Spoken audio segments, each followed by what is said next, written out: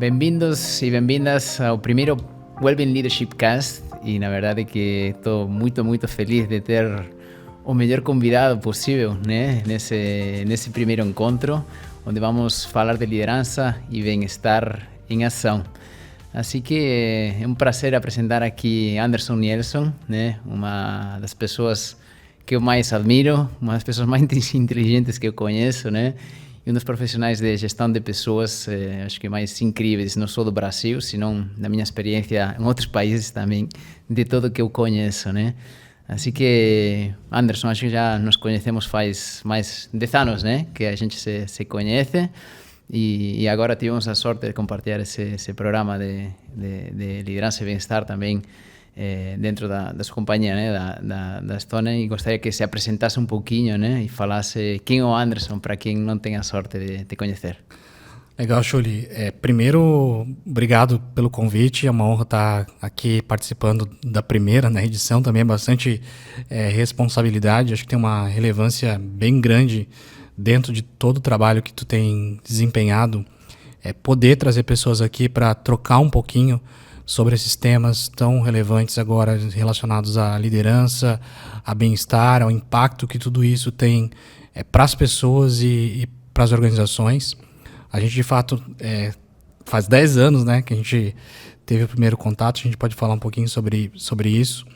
E acho que a gente vai acompanhando um pouco a trajetória um do outro e também as transformações que gestão de pessoas, liderança e que as próprias organizações nesse processo de super aceleração, transformação digital vem passando, porque vem mudando um pouco a forma como as pessoas atuam, né?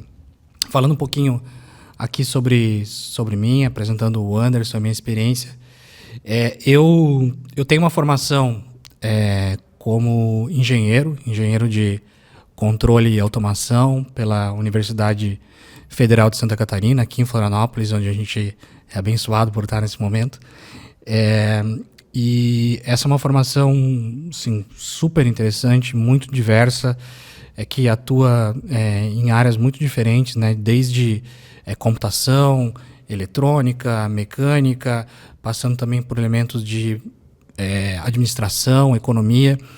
Então dá uma perspectiva muito ampla da gente enquanto profissional para ter atuações diversas, né? E muito focada em automação de fato de processos, né? De linhas de produção, muito mais na frente até industrial, mas indo, né, depois, além disso, uma questão relacionada à robótica também muito forte, que era algo que me chamava a atenção na época, mas antes de cursar automação, eu comecei muito cedo programando software, né? Como desenvolvedor mesmo. E eu era o típico nerd, né? Que programava desde muito cedo, fui fazer uma formação de engenharia, gostava de temas como robótica, já na época inteligência artificial.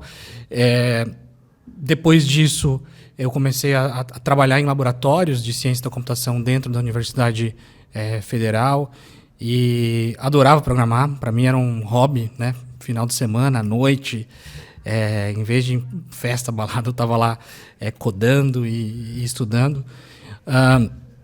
E acabei, dentro disso, por ser muito curioso e por querer atuar com inovação, empreendendo desde muito cedo. Então, a minha primeira empresa eu tinha cerca de 23 anos. Foi bastante desafiador, porque era eu e outros colegas sócios também, também ali da engenharia. E a gente trabalhava num lugar, estudava e empreendia meio-dia, à noite e fim de semana, né? Na época a gente sabia que não dava para fazer tudo que a gente queria construir só entre nós. E aí já começou o primeiro desafio, né, de gestão, que era montar os primeiros times sem ter uma marca, sem ter muito recurso, não tinha muita coisa para oferecer. O que a gente tinha que oferecer era um propósito, né, muito interessante, um sonho grande, e oferecer também um clima, onde esse clima dependia muito da nossa atuação ali enquanto lideranças e enquanto empreendedores. Foi o primeiro empreendimento, acho que tive vários depois na sequência, alguns deram muito errado, alguns deram errado, alguns deram muito certo, mas acho que de todos eles eu fui gerando muito aprendizado, muito relacionamento, né? E também essa capacidade que foi sendo desenvolvida ao longo desse tempo de liderar, de influenciar pessoas, de montar times. E foi só no ano de 2010 que, depois de empreender muito em tecnologia, depois de codar muito, que um amigo meu me convidou para ingressar numa empresa que ele tinha recém-fundado com outro colega, que estava atuando com inteligência artificial na época, estou falando 2010. Então, a gente estava trabalhando com machine learning, já estava trabalhando com cloud computing, que era algo muito novo. Seguramente fomos um dos primeiros clientes aqui na região e no Brasil a atuar com a AWS da Amazon.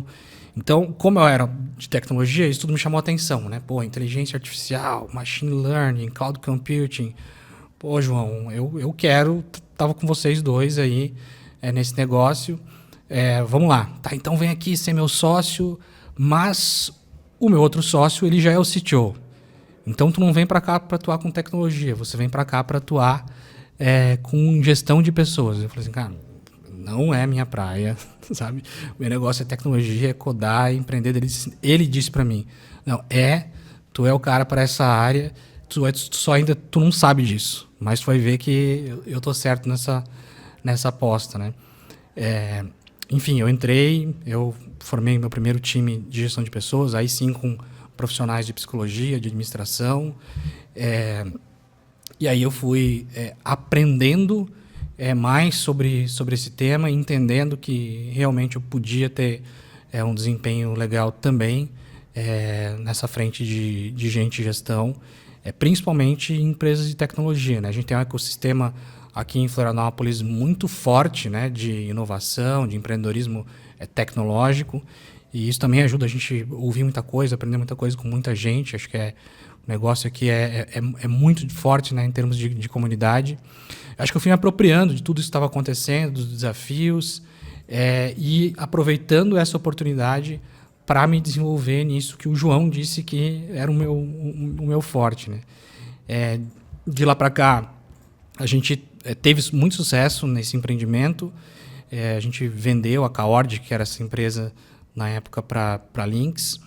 E aí eu fui trabalhar na RD Station, né, que na época era uma empresa com cerca de 200 pessoas. E me convidaram de novo para assumir como gente de gestão, inclusive pelos resultados que a gente tinha tido na Kaord. A Kaord já tinha sido a melhor empresa para se trabalhar de Santa Catarina, uma das melhores para se trabalhar em tecnologia no Brasil nessa época. Inclusive, eu acho que porque a gente se conhece também, né? Contando aqui um segredo, né? Acho que em 2014, quando eu ainda morando na Espanha, eu falei, um amigo meu, né? Falou, sabia que eu gostava de surf, praia, empresa de tecnologia, me falou, Juli, se vai para Floripa, não vai querer voltar. Eu falei, beleza. Aí fui morar em Londres, só que eu só escutava música brasileira. Eu falei, olha, acho que tem alguma coisa aqui, né? E comecei a pesquisar as melhores empresas, né? E apareceu a Kaord. E aí que fui procurar, né? Quem será o diretor de pessoas, né? E aí apareceu você, né? Daí que a gente se conheceu nesses primeiros papos aí em novembro de 2014, né? E me conta como vindo, né? Dessa parte mais tecnológica, como conseguiram criar, né? Um dos melhores lugares para se trabalhar, porque eu era fascinado por essa empresa, na verdade, que era incrível. Eu acho que tem um aspecto que, para mim, é muito forte assim, nessa história da Kaord. Primeiro, certamente o apoio dos dois sócios fundadores em querer criar um local diferenciado, entendendo que, como a gente estava trabalhando, né, com tecnologia muito de ponta, a gente ia ter bastante dificuldade em encontrar os melhores profissionais. Então, a gente precisava criar um ambiente em que os melhores gostariam de estar. Esse certamente é um aspecto, esse apoio, né, esse direcionamento dado por eles. Mas eu vi ali também uma oportunidade de criar um ambiente que fosse o ambiente que eu gostaria de trabalhar enquanto desenvolvedor. Então, acho que essa é minha conexão prévia, né? De ser alguém que trabalhava com tecnologia já há algum tempo, que era um programador, que acompanhava como pensavam as pessoas que atuavam nesse tipo de ambiente, nesse tipo de empresa. Eu gostava muito de ler também sobre o assunto. Eu comecei a estudar sobre agilidade e praticar já no ano 2001, eu acho que o Manifesto Ágil é de 2000, por aí. E ali tem muitos elementos, né, de feedback, de comunicação, de simplicidade, valores ali muito humildade, valores muito fortes, né, em torno de todo o movimento ágil, de valorizar as pessoas. Teve um livro que eu li e que é muito referência para mim, que se chama Peopleware, que é um livro da década de 80, mas muitos livros de agilidade citam esse livro na referência, muitos autores citam esse livro. E eu li e foi muito interessante, porque muito do que a gente vê de práticas nas Big Techs, né, Google, Meta, em outras empresas que a gente admira, assim, em termos de ambiente de trabalho e tal, essas práticas estão nesse livro lá da década de 80. Tanto que quando o João me convidou, eu disse para ele, eu não vou chamar a minha função, a minha área de RH, eu não vou chamar de gestão de pessoas, porque eu não conheço de RH, eu não conheço de gestão de pessoas, e eu não quero ser comparado. E aí eu falei para ele assim, nós vamos chamar essa área de Peopleware. E lá na Kaord, que a área de gestão de pessoas era chamada de Peopleware, muito por influência desse livro. Então, eu tive a oportunidade ali de colocar o que tinha nesse livro e em outras coisas que eu lia e que eu acompanhava de empresas, principalmente no Silicon Valley, de colocar isso em prática, porque era algo que eu gostaria de vivenciar enquanto desenvolvedor e que eu imaginava, e depois fui verificando, né, que pessoas desenvolvedoras também gostariam de vivenciar. Então, acho que essa conexão, né, verdadeira, genuína, de ser uma dessas pessoas nesse tipo de ambiente, eu acho que favoreceu também. E teve um episódio bem específico, muito no começo, no primeiro ano que eu estava atuando em gestão de pessoas, eu estava certamente muito inseguro, acho que isso faz parte das nossas carreiras, quando a gente faz mudança, né, de jornada, quando a gente muda de empresa, muda de sócio. Eu estava naquele momento ainda de insegurança, tateando, né, me questionando muito, será que eu vou desempenhar bem aqui? Eu fui conversar com o Ruichi Ozawa, que era o CEO no Brasil do Instituto Great Place to Work. E eu fui conversar com ele porque eu vi que a carreira dele prévia tinha sido em tecnologia, tinha uma formação em engenharia, tinha sido CIO de várias empresas grandes.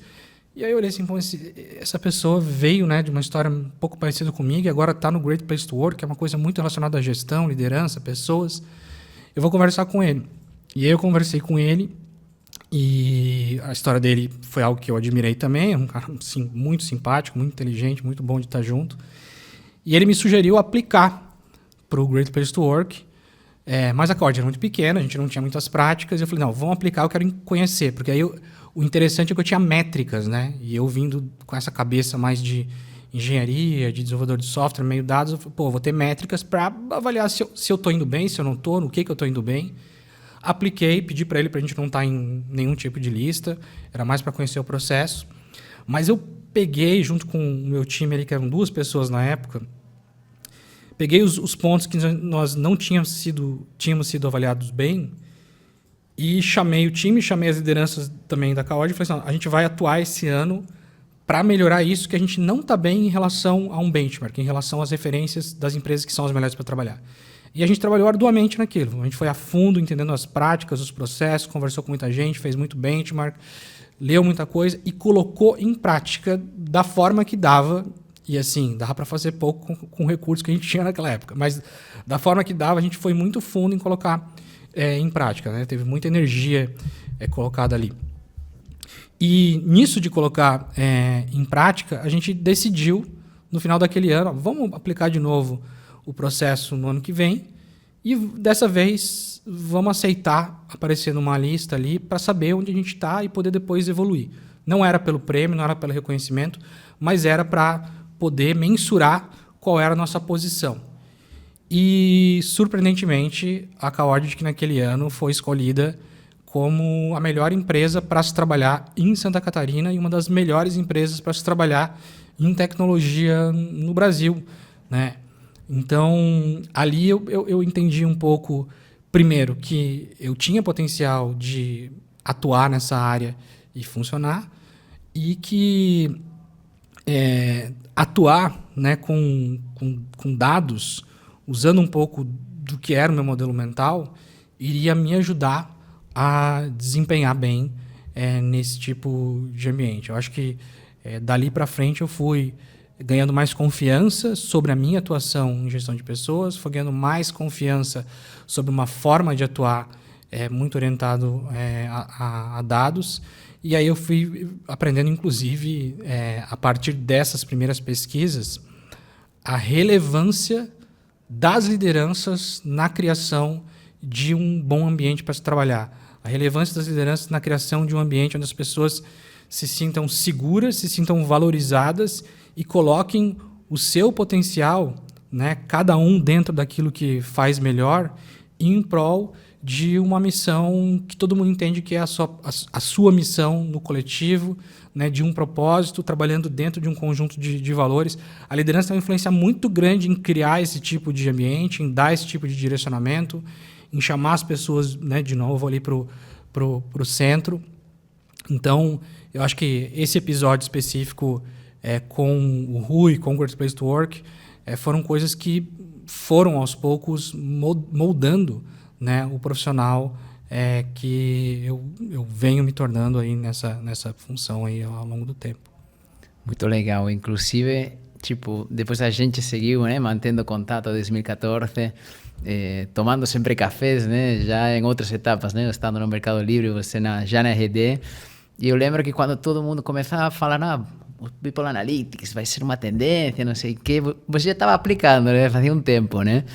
Dentro dessa passagem já dentro da RD, né, já uma empresa de um tamanho maior, quais foram assim os principais insights, né, em relação assim a toda essa parte, a importância da Analytics em relação à liderança, né, o que você conseguiu aplicar, porque foi um case muito lindo também, né, que você conseguiu fazer com o seu time, né? Sim, certamente.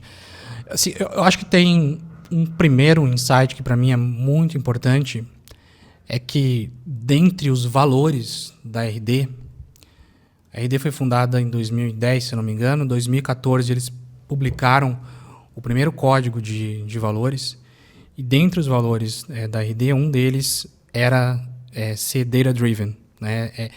Tomar decisões muito orientada, muito pautada em fatos e dados. Isso já foi um ponto. Mas os meus valores com eles eram muito próximos, porque dos 5 fundadores da RD, 3 deles tinham sido os meus primeiros estagiários na minha primeira empresa, quando eu não tinha condição de praticamente pagar uma remuneração, benefícios para eles.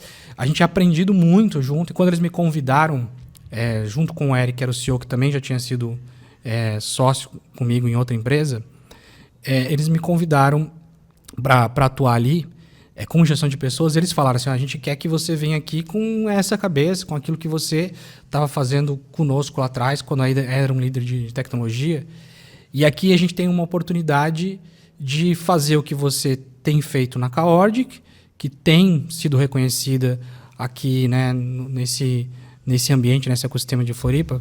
Você vai ter a oportunidade de fazer isso numa escala maior, porque nessa época, diferente da Kaordic, as empresas já começavam, né, já começaram a ter aí as suas rodadas, né, de investimentos, Series A, B e C. Então já tinha mais recurso disponível para alavancar esse crescimento. E eles mostraram um plano, né, de ir ali de 200 e poucas pessoas quando eu cheguei para mais de 1.000 pessoas dentro de um horizonte de tempo muito curto. Isso seria muito desafiador. Então, eu teria que colocar um pouco à prova e teria que aprender e me desafiar ali em fazer o que eu tinha feito na Kaordic numa escala agora maior, né? E isso me desafiou. Só que para fazer isso, sim, é muito difícil gerar esse impacto numa escala maior sem começar a entender, né, a partir de dados, o que a gente precisa fazer para gerar mais impacto.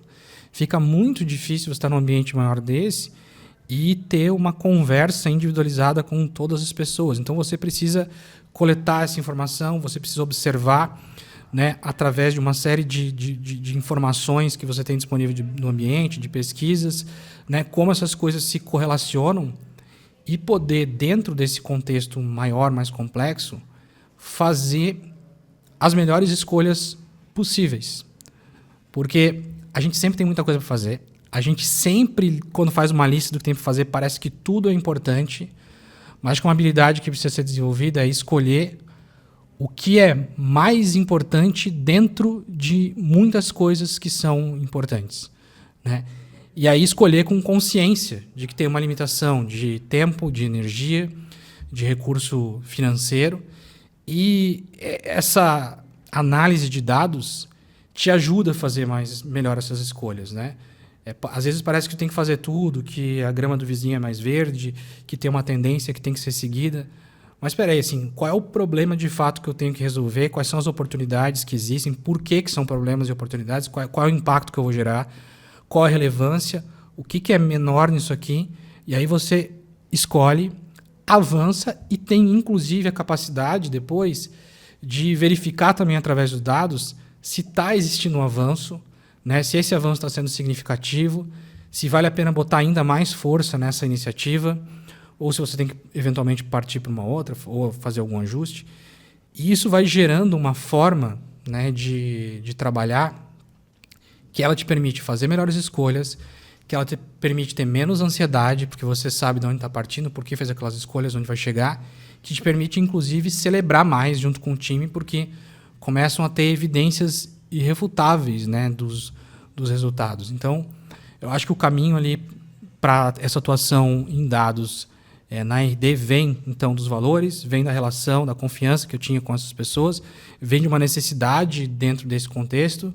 Enfim, eu tive a oportunidade de trabalhar com pessoas maravilhosas no time. A gente foi formando um time que era muito multidisciplinar, que tinha pessoas com formação em administração, em economia, em psicologia, pessoas que já estavam fazendo mestrado nessa área de dados, de analytics. E, de novo, assim, acho que a gente, como líder, tem que encontrar as pessoas que têm esse potencial, que têm essa capacidade, essa inteligência, que se alinhem, né, de novo, com os valores, né, com a forma de trabalhar desse outro grupo, né, que é a companhia, da clareza de propósito. Não estou falando nem somente do propósito da própria organização, da missão, que eu tenho a felicidade de trabalhar sempre em organizações com propósitos maravilhosos, como é o caso agora também da Stone, mas assim, ter essa clareza também de propósito daquele time, daquela área e da própria função, né, do indivíduo.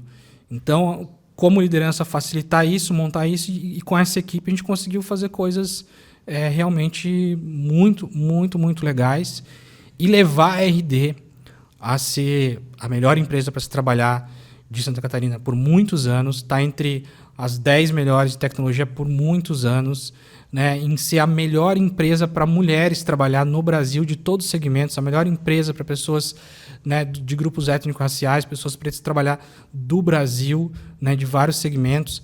Assim, foi um trabalho intencional, direcionado por dados, centrado nas pessoas e com foco naquilo que ia gerar mais resultado de fato para o negócio, né? Então, eu sempre coloco lá que tem que ser profissional de gestão de pessoas, as lideranças que trabalham mais com gente, ser business-oriented, ser people-centric e ser data-driven.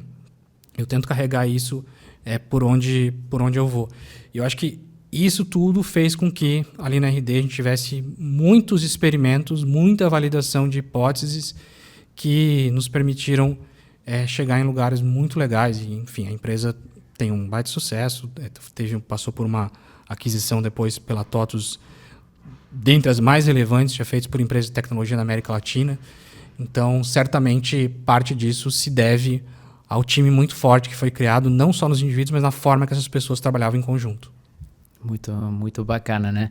E eu, inclusive, agora, né, com as pessoas do time, né, dentro da Stone, eu sempre falo para eles, aproveitem cada segundo com o Anderson, né? Porque falei, algum momento eu gostaria tanto de trabalhar com o Anderson, fazer algum projeto aí, 10 anos depois, né? Afinal, a vida ela dá muitas voltas, né? A gente voltou a coincidir agora com esse projeto, esse programa de liderança. Depois da RD, né? Você falou de escala, você agora, inclusive, foi para a Stone, né, que é uma escala inclusive até maior, né, uma empresa já no Nasdaq, né? Quais foram essas motivações dentro desse novo desafio, né? Esse novo passo dentro da Stone? Que é o que te chamou muito a atenção dentro dessa companhia, né? Que agora já tenho muito carinho, né? Também. Muito bom. Sim, eu acho que tem N elementos assim, na história da Stone, no time da Stone, que me chamaram muita atenção. Eu levei um tempo, né? Dentro de um processo até ingressar lá. E foi uma decisão muito, muito, muito consciente, a qual eu repito para muita gente, muitas vezes lá, que eu estou muito feliz e estou muito convicto de que eu estou no lugar certo, no momento certo assim, para minha carreira. E isso, além, né, dos valores, da história, que é uma história de um crescimento acelerado, de uma empresa, né, que se tornou um unicórnio, que é negociada, tem ações negociadas em bolsa. Tem um time de gente brilhante, né? Teve certamente a questão da escala, que seria mais um passo, né? Vim lá de Caordic para RD, né? 100 para 1.000 e agora 1.000 para 10 mil, 15 mil, né? Na área que eu estou focado hoje, que é o desenvolvimento do time de tecnologia, de engenharia, produto, designers, nós somos mais de 2.000 pessoas, né? Então, é uma escala muito diferente, né, do que eu vim atuando. Isso foi uma das coisas que me desafiou e me trouxe, né, para a Stone. E certamente as pessoas, né? Pessoas que eu fui conhecendo durante o processo de tomar a decisão de fazer essa mudança de carreira, e pessoas que já estavam lá que eu já conhecia, né? Então, eu acho que, de novo, como nas escolhas anteriores, tem um ambiente que eu me identifico com a missão, com o propósito, com os valores e com as pessoas, é algo que sempre me move. Eu acho que move muita gente. A gente contrata muita gente lá, a gente vê que tem gente que vem por conta, né, desses valores, dessa missão e das pessoas que você encontra lá. Então, certamente isso. E eu acredito que no time, né, que eu estou atuando e nos times que eu tenho interface, que eu tenho influenciado de algum modo, a gente vem avançando e avançando muito bem nessa questão de ser business-oriented, de ser people-centric e de ser data-driven. Pessoas de gestão, gente de gestão, geralmente são bastante people-centric. Às vezes não são ainda tão business-oriented, então tem uma questão de trabalhar para desenvolver isso. E também não são tão data-driven. Agora, o interessante lá é que, como é um ambiente com muita gente, com muito dado, essa possibilidade de atuar de uma forma ainda mais inteligente, mais assertiva, nas escolhas inteligentes que se faz sobre pessoas, ela é muito potencializada por esse volume de dados, né? Ao mesmo tempo que tem muito desafio, né? Quem sabe aí de dados sabe que tem desafio de normalizar os dados, de limpar os dados, de coletar esses dados, né, com segurança, né, e mantendo privacidade aí das pessoas. Acho que é um tema mega importante, ainda mais nesse tipo de ambiente que a gente tem na Stone. Então tem vários desafios, mas a gente vem conseguindo fazer isso e ter excelentes resultados, inclusive no desenvolvimento de liderança, que a gente tem atuado aqui com você, podendo metrificar, podendo escolher onde vai ser o foco de atuação e depois avaliar os resultados. Muito bacana, né? Você falar de pessoas, né? Que brilhante, João, né? Que teve aquela visão, não é? Você tem que ir por aqui, por essa área. E depois essa trajetória, né? Com várias experiências e sendo você também uma pessoa muito conectada com o mercado, né? Quais são os desafios, assim, as dores que você está vendo hoje na liderança, no geral, né? Nas empresas, assim? Quais são os pontos de desafio primordiais? Acho que tem sim, alguns pontos, tá? Mas existe sim um desafio de liderança, é um desafio global, né? Não só na área que a gente atua, né? Nos serviços financeiros, não só em áreas de tecnologia, mas existe, né, uma necessidade de se formar, se desenvolver bons líderes, e o potencial está aí. A gente sempre teve excelentes lideranças, né, globalmente. Eu acho que, de algum modo, a forma, talvez, como a gente fez liderança em anos anteriores, tenha afastado um pouco as pessoas dessa posição e uma falta, talvez, de consciência sobre o impacto que liderar pode ter do ponto de vista emocional, psicológico, até físico, né, das pessoas. É uma posição de mais visibilidade, é uma posição de mais responsabilidade, é uma posição que exige, né, um cuidado, um carinho, um respeito para com as pessoas. Felizmente, a grande maioria das lideranças que eu tive, que eu pude conviver, foram sempre lideranças muito, muito humanas, né? E eu sempre digo que é muito legal e muito bom para quem é líder contratar, é muito legal promover, é muito legal dar mérito, é muito legal fazer encontros, né, de celebração, encontros de experiência. É muito legal estar com as pessoas e ver elas realmente felizes, ver elas se realizando, se viabilizando. E é muito ruim, muito difícil ter que dar um feedback um pouco mais duro. É muito, muito difícil, muito desgastante, muito triste para a maioria dos líderes ter que desligar pessoas. Não vou nem entrar na questão, né, que eventualmente as empresas passaram nos últimos anos, ter que fazer desligamentos em massa. É muito sofrido. Eu já vi muita liderança sofrendo, chorando por conta disso. Então, como tem toda essa carga emocional, eu acho que principalmente nesse momento agora, pós-pandemia, durante a pandemia e pós, ainda que podemos falar disso, assim, acho que eu já tinha essa questão, eu já estava olhando para isso antes, mas acho que esse momento tem uma virada de chave de olhar mais para o bem-estar das pessoas e para o bem-estar das lideranças. Olhar mais para saúde, né? Para que a gente possa se desenvolver profissionalmente enquanto pessoas, para que a gente possa ter o nosso life design, né? Assim, a gente possa olhar para frente, dado que a gente tem mais condições de viver mais tempo hoje, mas viver mais tempo, né, mais pleno, com mais serenidade, com mais saúde. Então, esse olhar é um olhar novo. E eu acho que aqui, né, eu poderia falar de muitos desafios que a gente tem dentro do contexto organizacional, mas eu acho que esse desafio de ter os líderes, de liderar de forma efetiva e de garantir, né, ou trabalhar para que as pessoas possam ser produtivas, para que elas possam fazer mais, para que elas possam fazer melhor, mas estando melhor, né, eu acho que é um desafio relevante e a liderança bem preparada tem um papel fundamental, né? Às vezes a gente confunde, né, esse fazer mais melhor como necessariamente ter que trabalhar mais, como ter que fazer pressão nas pessoas. E a gente vê que tem, né, muitos experimentos de pessoas às vezes trabalhando de uma forma mais saudável, às vezes até com uma carga de tempo melhor, mas trabalhando de uma forma mais inteligente, mais estruturada, pessoas com mais capacidade individual, com mais capacidade de relacionamento para atuar, né, enquanto time. Acho que tudo isso são ajustes que a gente vai fazendo para poder ter esse ambiente de mais saúde, de mais bem-estar. E, de novo, estou me repetindo aqui, mas a liderança tem um papel fundamental. Então, desenvolver líderes e desenvolver o bem-estar, que aí a atuação aqui da Wellbeing Leadership, por isso que a gente está trabalhando junto, eu acredito nisso há muito tempo, né? Eu acho que são desafios que a gente tem que enfrentar com coragem, com estrutura e tendo noção que não é algo que a gente resolve numa talk, lendo um livro, fazendo um treinamento de um final de semana. Assim, é uma jornada de transformação na forma como a gente enxerga as coisas e na forma como a gente atua.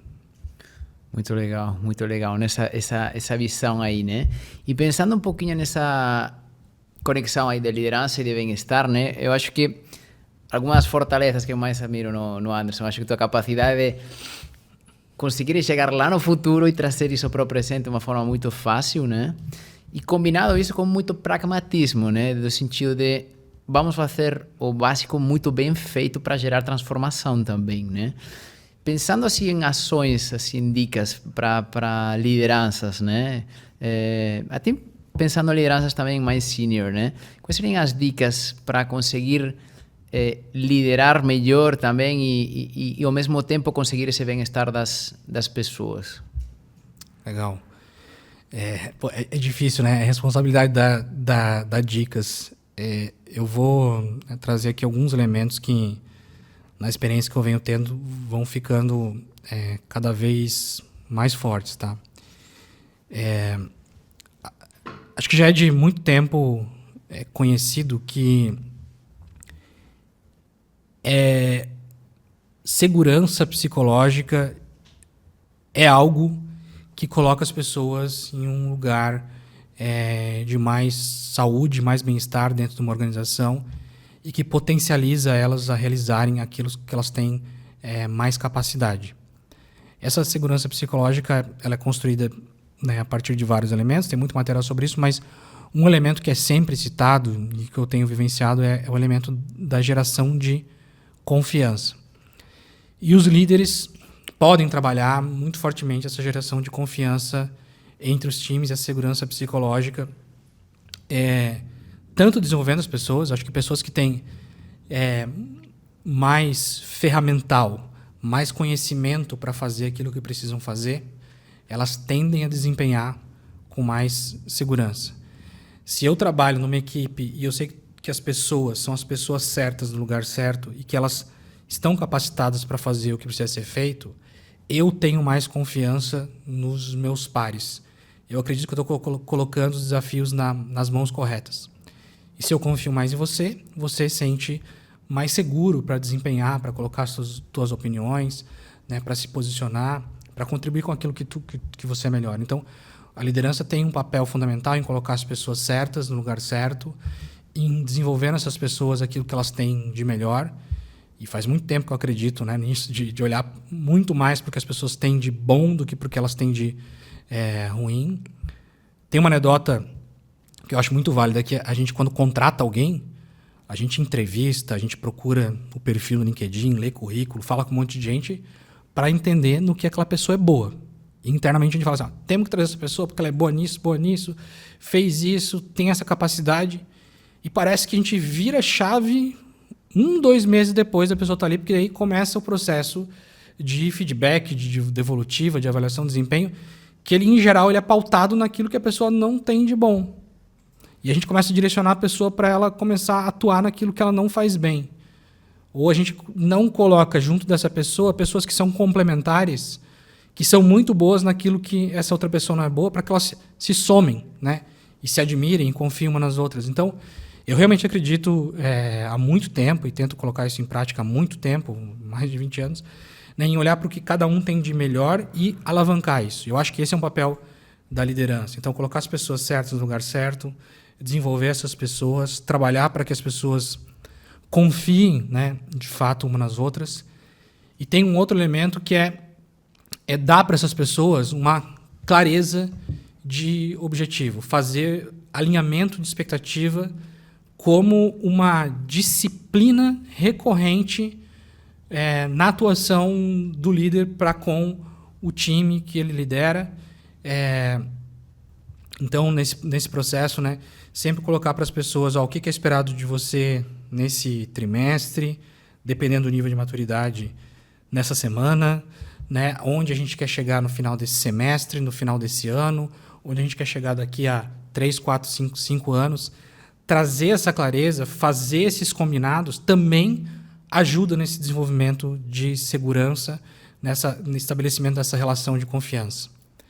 É muito ansiogênico, e aí a ansiedade pode desenvolver várias psicopatologias, é muito ansiogênico eu estar no lugar e eu não saber qual é o meu papel, qual é a minha função e o que é esperado de mim, e saber que daqui a um tempo eu vou ser avaliado e vai ser tomada alguma decisão sobre a minha vida, a minha carreira a partir dessa avaliação. Então, esse alinhamento de expectativa é muito importante e o realinhamento de expectativa é muito importante, porque as coisas mudam e hoje em dia elas mudam bastante, né? E muitas coisas não estão sob nosso controle. Então, eu preciso alinhar, eu preciso realinhar. Para realinhar, eu preciso ter uma capacidade desenvolvida enquanto líder, que é a capacidade de encarar conversas desafiadoras, de encarar conversas difíceis e de ter essas conversas num lugar que é sempre falando a verdade com amor. Eu posso falar a verdade com desamor, posso falar inverdades com desamor, inverdades com amor, porque eu quero proteger alguém, Mas enquanto liderança, a gente tem que desenvolver essa capacidade de sempre falar a verdade com amor. E a verdade, às vezes, é sobre também algo que a pessoa precisa fazer algum ajuste ali, né, no seu dia a dia, na sua forma de agir.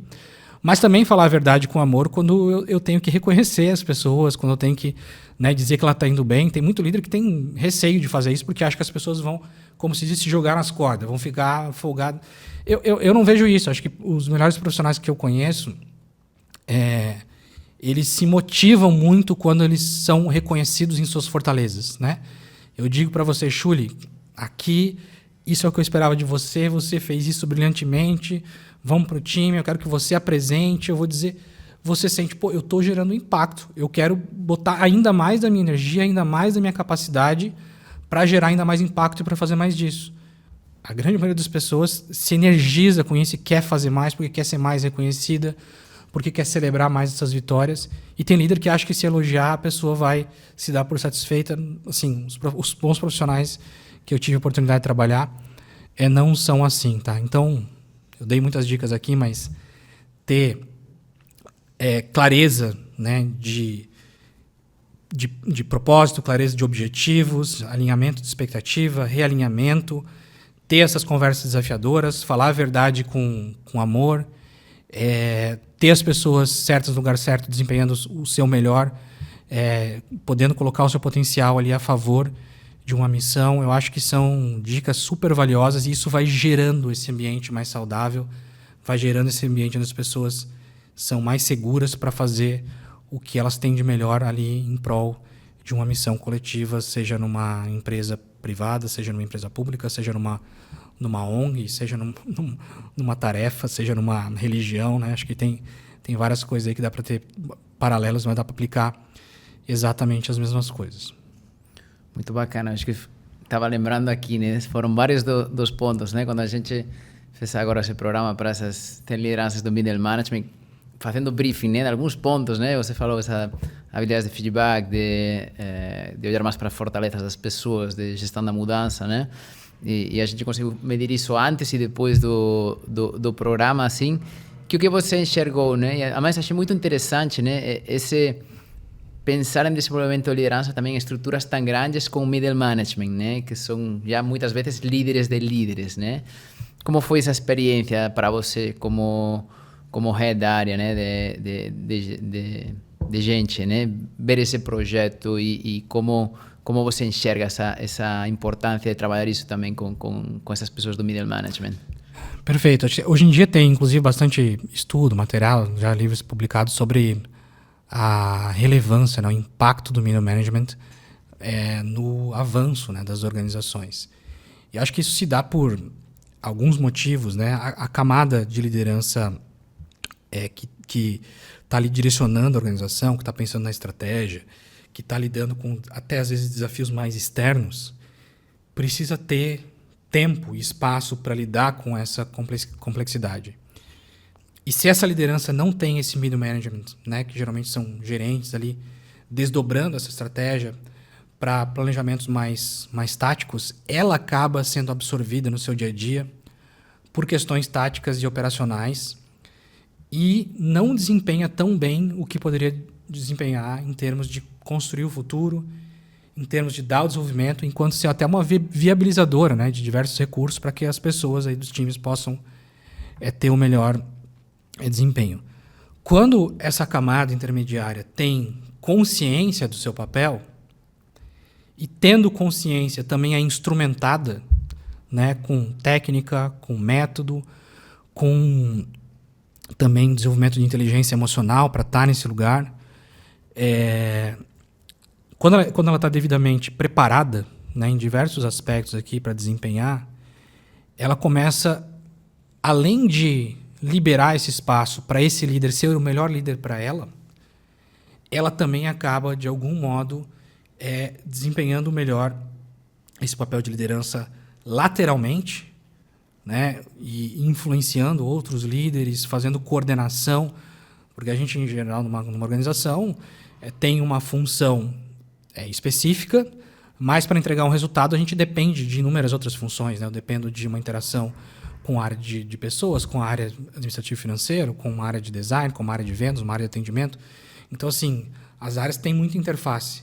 E essa liderança intermediária, quando tem clareza do que é esperado dela, das lideranças de cima, tem clareza de qual é o seu papel e consegue ter esse trabalho de coordenação com líderes que estão, de algum modo, em termos de liderança e gestão, atuando de uma mesma forma, esse pessoal se entende. Quando a informação chega embaixo, quem está embaixo estou falando de uma estrutura hierárquica, tá? Então não estou desmerecendo ninguém aqui, mas as pessoas que estão sendo lideradas por essa camada, elas também se sentem mais seguras porque observam que há um direcionamento maior, esse desdobramento desse direcionamento ele é coerente com esse direcionamento maior e existe uma coesão entre esse grupo de liderança.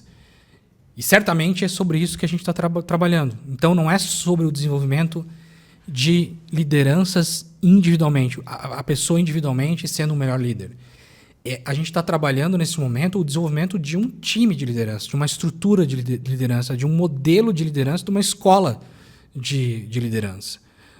Escola no sentido de fazer escola, de ter um jeito de liderar desse grupo. E isso também é algo que traz segurança para as pessoas que vão ser líderes, talvez nesse nível daqui a um tempo. Elas passam a ter referências, elas passam a entender também qual é o papel delas nesse nível que elas estão. Né? Então, eu acho que é uma camada aí de gestão que, quando, novamente, consciente de qual é o seu papel, bem instrumentada, bem capacitada em termos de técnica, método, e também na perspectiva emocional, ela realmente tem um poder, né, de aceleração muito grande dentro de uma companhia. E no piloto que a gente já avançou aqui, a gente já tem elementos metrificados, né, disso. Agora a gente está indo fazer isso mais em escala. Não acredito, você sabe disso, que a gente vai fazer só uma rodada, depois a gente tem que aprofundar, a gente tem que ir ali na frente e ler o que não está funcionando. Quando a gente resolve os desafios que a gente tem agora, mensurados, a gente vai ver depois que tem os próximos. Então, é um processo realmente de busca pela excelência em liderar. É um processo de evolução contínua, né? E isso através de um processo iterativo incremental do desenvolvimento desses indivíduos e também desse time de liderança. Muito legal, acho que eu gostei muito nesse desenvolvimento contínuo, né? Que nunca termina, né? No final, é um processo de excelência e busca... Um never-ending goal, né? Qual o objetivo? Assim, o objetivo tem que ser um sonho, tem que ser algo muito grande. E a gente não precisa ficar, eu acho que assim, tão frustrado e tão ansioso em não estar chegando nesse objetivo que ele é mais aspiracional, né? Ele está ali para a gente sempre ter o que o Richard Davidson chama de positive outlook. Sempre tenho algo lá na frente que vai ser ainda melhor, ainda mais grande, ainda mais motivador do que hoje. E eu estou cada vez mais perto daquilo e eu estou cada vez mais longe daquele lugar que eu estava lá, que era muito mais distante desse sonho que eu estou buscando atingir. A gente tem que colocar nas pessoas essa vontade, essa ambição, esse desejo de fazer mais, de querer fazer mais. E eu realmente acredito que, como ser humano, nós, desde muito tempo, desde quando não existia as primeiras tecnologias, o fogo, a gente está aqui querendo transcender. A humanidade está buscando essa transcendência o tempo inteiro. Muito legal. E gostei muito que dentro desse processo, né, esse programa, para chegar aí, né, para essa visualização, acho que é algo que você, em cada reunião, né, com o time, consiga sempre colocar essa visão do que a gente quer, né? Com criar esse desejo do que realmente queremos com as lideranças, né? E foi algo que eu fiquei muito fascinado, né? Junto com o time da Wellbeing Leadership, com o time de educação, também da Stone, e o time de VPs, né? E como os times de gente, né, podem apoiar também a esse desenvolvimento da liderança, né? Porque acho que é muito importante nesse trabalho a várias mãos, né? Que afinal não tem que ser alguém, uma empresa que vem de fora, senão as próprias pessoas que estão lá também no dia a dia na ponta, com as business partners que estão lá na ponta todo dia com as lideranças, né? Como enxerga isso também na Stone e em outras organizações? Assim? Perfeito. Eu tenho uma crença bastante forte há algum tempo que todas as pessoas que trabalham numa área de gente e gestão precisam se comportar, atuar como o que o Dave Ulrich fala, HR Business Partners. E aí, eu acho que, principalmente aqui no Brasil, esse é um termo que tem traduções para mim muito equivocadas, né? De consultor interno de RH, ou parceiro de RH. Eu gosto de uma tradução do termo partner no inglês, que o partner é sócio, né? Assim, quando você tem uma sociedade, os teus partners são teus sócios. E eu acho que o profissional de gestão de pessoas, ele precisa se posicionar como um sócio do negócio. Esse é um ponto. Outro ponto é de ter essa consciência de que o sucesso do negócio passa e muito pelo desempenho adequado dessas lideranças. Por essa busca, né, dessas lideranças por uma excelência em liderar. E se passa por isso, a gente deveria ter traduzido, né, essa consciência para praticar mentoria e coaching desses líderes. Não para fazer o que os líderes precisam fazer, né, enquanto líderes de pessoas, enquanto gestores de gente, mas para, de algum modo, desenvolver nesses indivíduos essa capacidade de serem melhores líderes de pessoas. Então, o profissional de gente e gestão, ele deveria trabalhar de algum modo para ser substituído. Ele tem que trabalhar para que ele não precise trabalhar. Tem que trabalhar para que ele possa, sim, num extremo, de novo aqui, mas para que o trabalho dele seja inútil. Para que a gente tenha líderes que saibam que precisam trabalhar a marca empregadora, que precisam estar sempre fazendo hunting, encontrando pessoas, falando sobre a empresa, se relacionando, pensando nas melhores pessoas e convidando elas para virem trabalhar nos seus times ou em times de colegas, né? Para que façam o desenvolvimento dessas pessoas, né, de uma forma adequada, para que prezem para que essas pessoas sejam devidamente reconhecidas, que elas sejam remuneradas de forma adequada. Então, assim, eu acredito realmente que grandes lideranças, e de novo eu tive o privilégio de trabalhar com pessoas que tinham muito essa consciência, atuam com isso em mente porque precisam ter as melhores pessoas nas posições certas, sendo desenvolvidas, podendo ter o seu trabalho facilitado para que elas possam brilhar. E o profissional de gente e gestão, ele deveria estar trabalhando para que os líderes, para que a gente tivesse mais líderes com esse nível de consciência sobre o papel da liderança. E eu vejo vários, né, ou atuando pelos líderes, né, e aí eu não desenvolvo os líderes. Eu vejo vários também criticando os líderes demais. E aí eu acho um equívoco, eu provoco muitas pessoas, né, de gente, falo assim, tá, mas se a gente está criticando os líderes, de quem é a responsabilidade de manter essas pessoas aqui? Quem contratou? Quem faz avaliação de desempenho, de algum modo? Né? Quem desenvolve essas pessoas? Quem está trabalhando para criar, né, os assessments, para verificar competências de liderança? Quem está falando com, né, empresas, consultorias, buscando formas de desenvolver essas pessoas? Somos nós, o time de gente de gestão, junto com as lideranças da organização, né? Mas a gente tem essa responsabilidade. Então, se a gente ainda não tem esses líderes que são excelentes lideranças de pessoas, a gente precisa questionar sobre qual é o nosso papel, né? E ter uma atuação nesse sentido mais consciente, mais intencional, mais proativa, e isso é difícil, isso pode ser cansativo, né? Você tem que saber que é uma jornada longa até gerar essa transformação, mas é nosso papel desenvolver essas lideranças aí durante a nossa função, a nossa atuação enquanto gente de gestão. Bacana, bacana. E você falou dessa palavra partner, né? Ao final, essa parceria, né? E dentro desse programa, um pouco com a Wellbeing Leadership, que foi o que você mais gostou, que você ficou mais, digamos, satisfeito de alguma forma, assim? Cara, tem muita coisa que eu estou gostando, né? A gente tem bastante trabalho para fazer ainda. Mas assim, tem um elemento que foi o como a gente escolheu quais temáticas, quais disciplinas de liderança a gente iria atuar nesse início, né, de jornada. E foi uma escolha orientada a fatos e dados.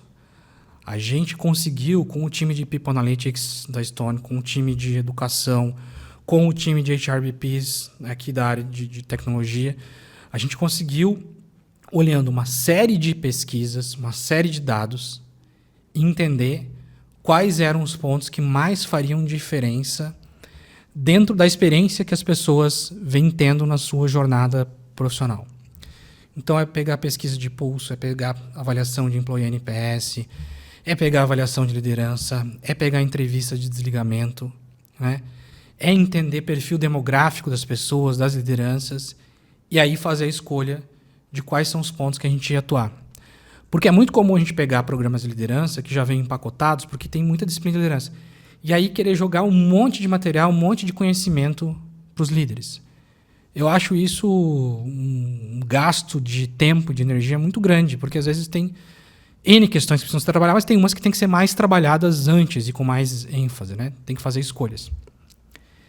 E a gente fez isso no começo, eu acho que isso é um passo super relevante. Outra coisa que tem sido muito legal, além de escolher com muito foco o que a gente vai trabalhar, baseado em dados, é a forma como a gente acompanha os resultados a cada rodada, a cada encontro, né?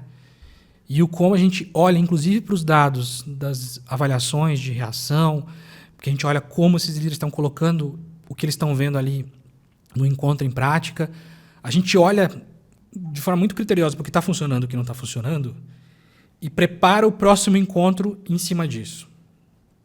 A gente olha para o engajamento das pessoas com o programa e com a prática do programa e tem conversas muito direcionadas, inclusive individuais, com as pessoas para entender o que está acontecendo para adaptar para o próximo.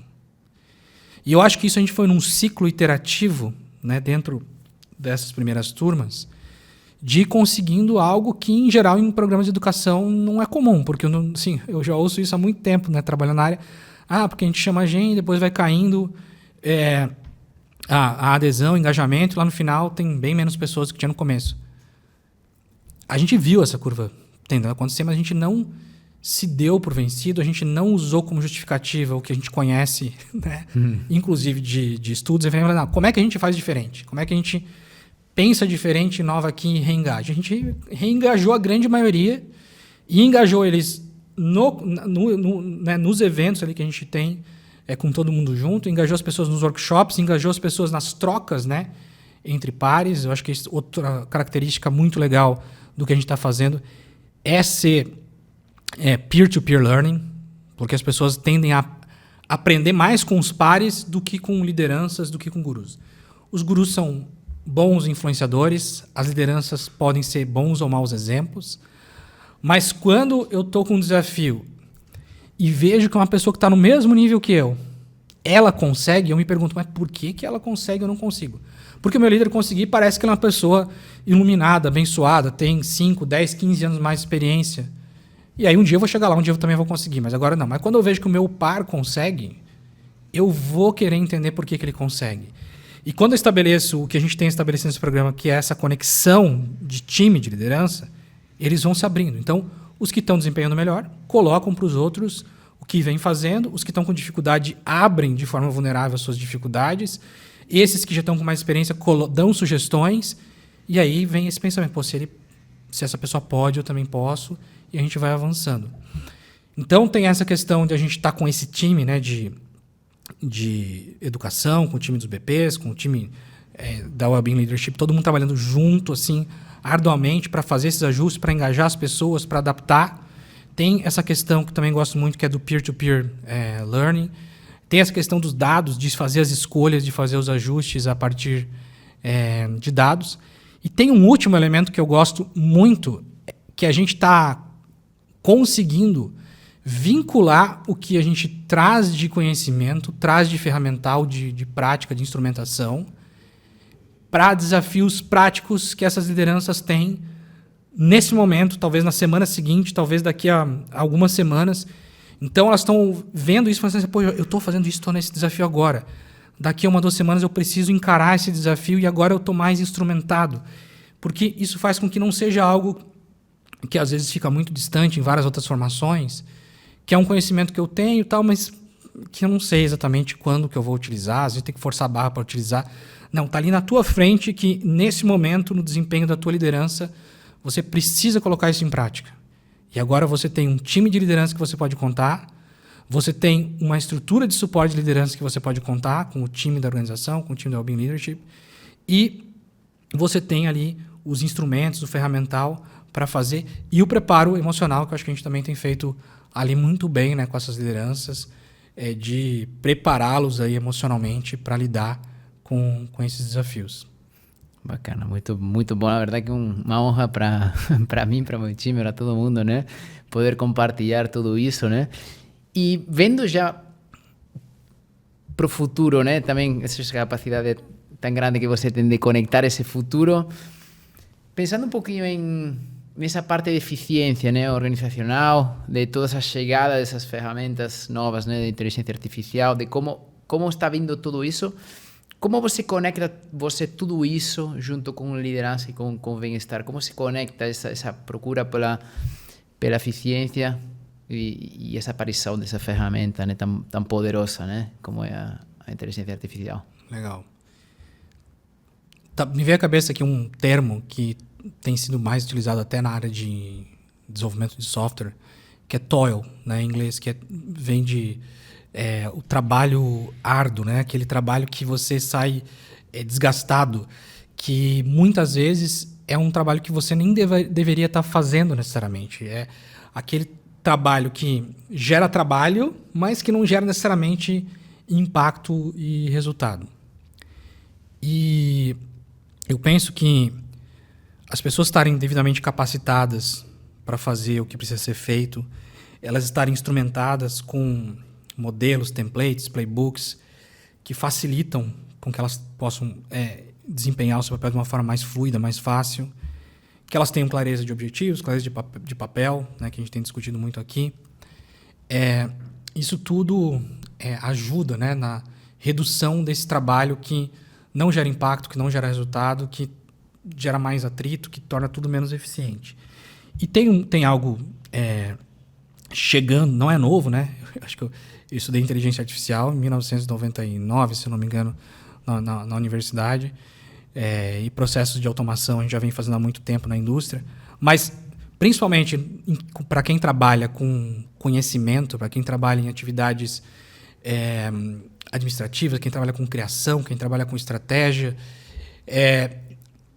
tem algo novo, né, chegando de forma, sim, prática, instrumental. Agora, é algo que eu consigo realmente utilizar, não é só conceito, teoria ou algo utilizado em ambientes muito específicos, que é essa inteligência artificial massificada, que são os agentes, né, que podem atuar pela gente na execução de algumas tarefas. E se eu posso contar com essa ferramenta para executar atividades que eu preciso executar no dia a dia de uma forma mais fácil, mais fluida, eu penso que nós temos que abraçar isso. Porque se eu faço o que eu preciso fazer de uma forma mais fácil, mais fluida, se eu deixo de fazer coisas que não são realmente usar a minha inteligência, o meu raciocínio, a minha criatividade para gerar impacto, porque eu estou assim, me desgastando fazendo coisas que eu não deveria fazer, eu preciso considerar isso. E isso vai potencialmente me levar a mais estados de bem-estar, porque me leva a mais estados de um sentimento de realização. Tá? Cara, ninguém hoje pensa em furar uma parede na mão. A gente usa uma furadeira. Né? Ninguém pensa em pregar um prego na parede com uma pedra. Né? A gente usa um martelo para isso, que é uma tecnologia muito rudimentar. E aí eu gosto até de fazer um paralelo, porque uma das primeiras tecnologias que eu citei antes foi o fogo. Né? E o fogo nos viabiliza, enquanto humanidade, muitas coisas. Né? Assim, o vidro depende do fogo, vários materiais que a gente tem aqui nessa sala, nesse espaço, dependem do fogo. A gente tem vários alimentos que a gente não poderia comer se não fosse o fogo. Alguns que se a gente comesse, a gente morreria se não fosse o fogo. Então, o fogo ele é um viabilizador da gente enquanto humanidade. Mas, um ponto, lá atrás, a gente tinha medo do fogo. Né? A gente já viu filmes sobre isso e as pessoas ficavam espantadas com o fogo. E mesmo hoje, o fogo, num contexto inadequado, imagina, né, uma caixa de fósforos do lado de uma criança de 2 anos e uma garrafa de álcool. O fogo num contexto inadequado ele pode ser prejudicial. Eu acho que a questão da inteligência artificial e de várias ferramentas que a gente tem, né, tem muito potencial para nos viabilizar a fazer mais coisas, a chegar mais longe como humanidade, a ter ambientes mais sustentáveis, inclusive no ambiente de trabalho, um trabalho mais sustentável, um trabalho mais empoderado. Mas, se utilizado da forma inadequada, como fogo, como martelo, como eletricidade, pode sim nos colocar em risco. Eu acho que a gente vai, no decorrer dos próximos anos, entendendo isso, mas acho que a gente tem que começar a experimentar de forma responsável, né, esse tipo de tecnologia e encarar sem medo, né? Ou até com algum medo, mas tem que encarar mesmo assim, encarar na esperança de que lá na frente isso vai ser muito bom e aí ir desbravando toda essa tecnologia a nosso favor para um trabalho mais saudável e de mais realização. Muito legal. Gostei dessa palavra de esperança, né? Para terminar, né? Essa última... Acho que nessa hora, né, eu falo, podemos ficar falando, né, com você horas, né, porque eu aprendo muitíssimo sempre aí com você. E acho que nesse tempo, quem está vendo, né, conseguiu ver tudo que, né, já Anderson conseguiu impactar, transformar, né, inspirar. Pensando um pouco nessa esperança, né, olhando para frente, no legado que você quer deixar, né, qual é o legado, né, que Anderson Nielsen quer deixar um pouquinho aqui, conectado com essa visão de esperança também? Acho que tem um ponto assim que eu reflito há bastante tempo sobre o quanto é importante a gente acreditar nesse desejo genuíno da gente enquanto pessoas, enquanto profissionais, de transcender, de aprender, de gerar com as nossas capacidades mais impacto nas nossas famílias, nos nossos colegas, na sociedade como um todo. E isso passa, né, por uma necessidade que a gente também tem de nos desenvolver, né, de ter mais habilidades, ter mais capacidades para caminhar cada vez para uma transcendência, para um impacto ainda maior. Então, eu acho que assim, um legado que eu busco deixar é de fazer com que as pessoas realmente acreditem, né, que a gente, enquanto ser humano, enquanto profissional, a gente assim, sabe muito pouco no início da nossa vida, né? Sabe muito pouco no início de uma nova job, mas a gente tem muita capacidade de fazer muita coisa. Eu digo isso também olhando um pouquinho para a minha experiência recente, né, de ser pai, que é outro perfil da minha vida que eu dedico bastante tempo e que eu realmente amo também vivenciar isso com a Andréia, com a minha mulher. Esse exercício da paternidade, da maternidade, ele me ensinou muitas coisas. E uma das coisas que ele ensinou é que, tendo a possibilidade de acompanhar o parto das 2 crianças, eu refleti que a gente tem só uma coisa que a gente nasce fazendo, que é respirar. Eu fiquei lá no parto, a criança nasce roxa, né? E a gente fica esperando aquele primeiro suspiro e aí vê que ela está respirando e depois eu, como um pai assim meio exagerado talvez, ia toda noite lá botar a mão em cima do peito da criança, ver se estava respirando, se estava tudo bem, cuidando, né? Nos primeiros meses é cuidar para que continue respirando. Mas é impressionante como isso a gente desaprende, inclusive, podemos ter outra fala grande sobre isso, mas todo o resto a gente precisa aprender. A gente não sabe comer quando a gente nasce, a gente não sabe falar, a gente não sabe andar, e a gente está aqui falando, andando, a gente, né, tem a oportunidade, às vezes, de ter momentos fazendo um lanche juntos. Então, a gente não sabia isso quando a gente nasceu. E eu não sabia nada sobre gestão de pessoas há alguns anos atrás. Eu não sabia programar, né, lá atrás, quando eu era uma criança, eu não sabia tocar violão. Então, assim, a gente tem essa capacidade de aprender. E eu acho que o legado aqui é ter essa consciência de que isso é um processo que não acaba, que não é quando tem só na primeira infância, na adolescência, ou no início da vida profissional, quando a gente está ali na faculdade, que a gente aprende, a gente continua aprendendo sempre. E a gente, como liderança, precisa ter esse olhar e precisa acreditar nisso. A gente precisa criar formas de ter mais troca, de ter mais investimento de tempo e energia para desenvolver as pessoas. Eu quero desenvolver pessoas para que as pessoas possam estar aqui falando contigo daqui a um tempo, porque eu também não podia estar aqui há um tempo atrás. Sou muito grato a muita gente por poder estar aqui. E eu quero que outras pessoas possam estar nesse nosso lugar, que essas pessoas possam estar ocupando cada vez mais espaços e estar se realizando. Eu me desenvolvo e me realizo ao mesmo tempo que eu estou desenvolvendo e realizando outras pessoas. É isso que eu busco assim, como missão profissional já faz algum tempo. Qué bonito y que real, né? Porque al final es una das pessoas que también se sente muito desenvolvidas por você desde faz 10 anos. Así que, Anderson, nada, un prazer, milhões de graças, de obrigado, né? Muito obrigado e não podia ter ninguém melhor para esse primeiro episódio do Wellbeing Leadership Cast. Así que gratidão.